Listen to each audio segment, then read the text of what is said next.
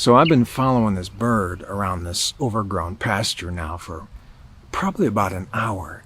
But every time I would get within range, there was always something wrong with the shot.